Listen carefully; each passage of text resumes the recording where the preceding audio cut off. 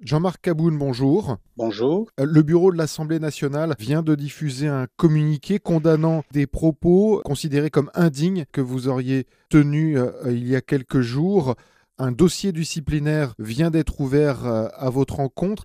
Comment vous réagissez à cette nouvelle? D'abord, il faut considérer la démarche comme l'expression d'une panique ou d'une peur. Cela démontre que l'Assemblée nationale, qu'elle est désacralisée, elle est devenue une véritable caisse de résonance dans laquelle on assiste tout simplement à des scènes de règlement des comptes. Je voudrais savoir quelle disposition donne le pouvoir au bureau de l'Assemblée d'ouvrir un dossier disciplinaire à l'endroit d'un député et savoir aussi quel député aurait subi la même procédure que moi où je suis le premier. Vous avez été élu député sous l'étiquette UDPS.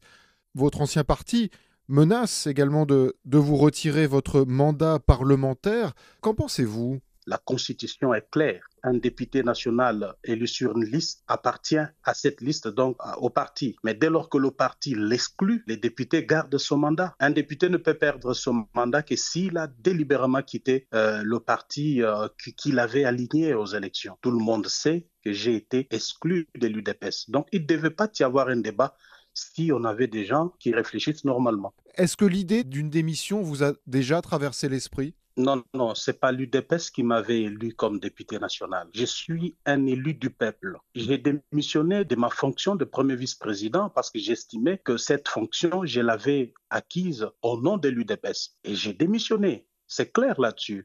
Du moment que c'est pas l'UDPS qui m'avait élu, j'ai un mandat du peuple, je ne peux pas démissionner. Lors du lancement de l'Alliance pour le changement, vous aviez dit que le parti était aussi créé pour la conquête du pouvoir. Est-ce que ça veut dire que vous serez candidat à la présidentielle de 2023? Justement, parce que nous n'avons pas créé ces partis pour faire de la figuration ou pour accompagner qui que ce soit. Dès lors que nous avons dit que c'était une nouvelle offre politique, nous nous proposons une réponse à pas mal de questions que le peuple congolais se pose. Nous estimons que le parti doit présenter des candidats à tous les niveaux. Et vous serez candidat à la présidentielle? Bien sûr, lorsque le parti alignera les candidats à tous les niveaux, ça voudrait justement dire que le parti alignera un candidat président de la République. Vous voilà dans l'opposition. Est-ce que des alliances avec Moïse Katumbi, Joseph Kabila ou Martin Fayulu même sont possibles? Il faut relativiser cette question. Je reconnais que fédérer peut donner plus de chances de gagner face à Tshisekedi, mais je ne veux pas admettre que c'est une condition sine qua non pour gagner, d'autant plus que M. Tshisekedi, je suis convaincu qu'il lui sera difficile de faire un score qui pourrait lui permettre d'émerger parmi les 4 premiers candidats. Je sais de quoi je parle. Mais le problème, c'est est-ce que nous avons la même vision? Ou sommes-nous là ensemble juste pour chasser Tshisekedi du pouvoir? On devait commencer par ce genre de questions plutôt qu'envisager une quelconque alliance. Lorsque vous étiez à l'UDPS, vous aviez critiqué des opposants. Maintenant que vous êtes vous-même dans l'opposition, est-ce que vous comprenez mieux les critiques qui étaient envoyées vers le pouvoir de la part de l'opposition?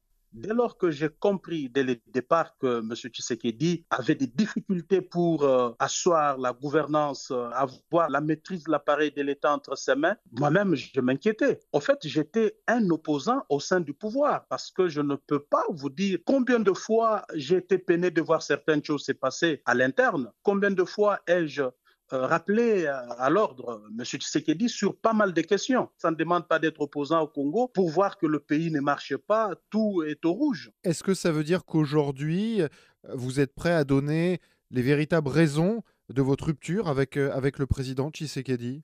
Vous allez comprendre que c'est des divergences de taille, des divergences de vues qui avaient gagné tellement de terrain et qu'à un certain moment, on ne pouvait plus demeurer ensemble. C'est notamment sur l'idéologie, sur la manière de gouverner. J'estimais à bon droit que M. Tshisekedi était allé totalement à côté de notre vision politique. J'ai constaté que M. Tshisekedi était dans un chemin de non-retour. Je me suis assumé.